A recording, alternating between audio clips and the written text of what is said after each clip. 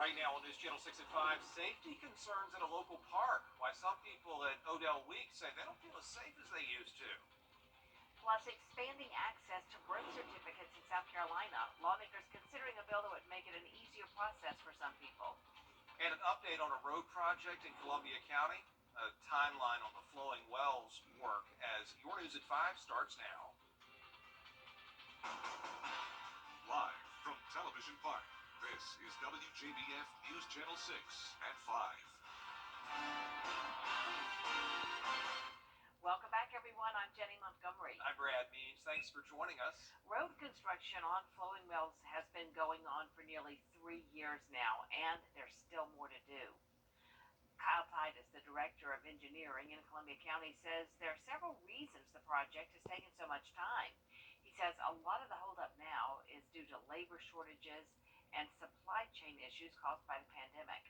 Another reason, he says the project was built in 2 phases. The first was a utility relocation phase, so they moved the power, gas, fiber. Now that part's complete. And the next phase, which is what we are in currently, is a new contractor that had to go through procurement, and this contractor is constructing the roadway, the storm drainage, the curb and gutter, etc.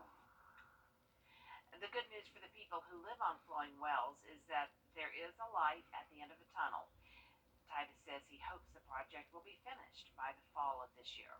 Georgia lawmakers say broadband expansion is one of their petitioners for an insurance company to be licensed by the state of Georgia. H.M. Porter, the only African-American attorney in Augusta at that time, was the attorney for the petitioners. You can hear more about the legacy left behind by Reverend Williams tonight on News Channel 6 at 7. Coming up, one man celebrating 6 decades of employment at a local business. We'll introduce you to this special employee and tell you why he says he doesn't have any quit in him. But first, News Channel 6 is continuing to celebrate Black History Month. Born in 1912, Dorothy Height excelled as a student and even received a scholarship to attend college. She was admitted to Barnard College in 1929, but was not allowed to attend because the school did not admit African Americans. Instead, she went on to graduate from New York University with a bachelor's in education and a master's in psychology. Height went on to join the staff of the Harlem Young Women's Association and quickly became a leader in the organization, creating diverse programs and pushing the organization to integrate its facilities nationwide. Height was later inspired to begin working with the National Council of Negro Women, where she served as president for 40 years.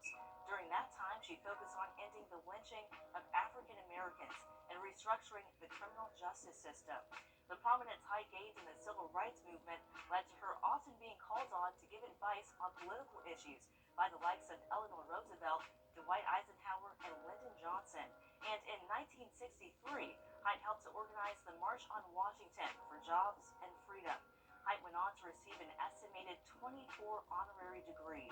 She was also awarded the Citizens Medal Award from President Ronald Reagan, and in 2004 received the Congressional Gold Medal. That same year, she is inducted into the Democracy Hall of Fame. Honoring Black history, mind, body, and soul, I'm Bernice Jefferson. There is a lot. 25, Waynesboro Chrysler Dodge Jeep Ram. Good to go, Waynesboro.com. The People's Court, weekday mornings at 10 on News Channel 6. Your car is totaled. You're injured. You can't get proper medical attention, and the insurance company is giving you the runaround. At the Mike Hostel Law Firm, we do car wrecks. Let's have a conversation.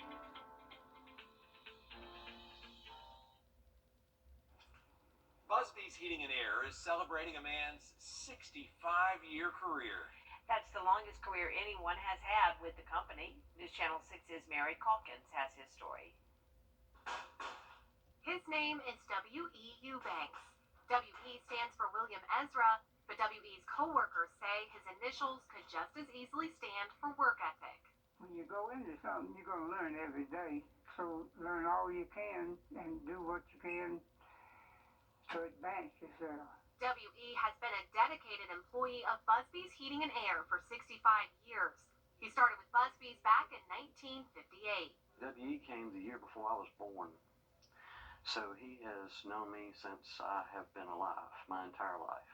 Technology has changed during WE's time on the job, but he's never let his profession pass him by. It's always different, so it comes around, you learn something every day.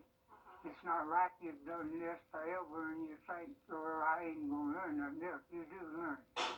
I've watched him outwork some people in his 80s that were in their 20s because of his dedication and just how much he cares. In a world where employers are struggling with staffing, WE's career stands out, especially his craftsmanship in the sheet metal shop, which is dedicated to him.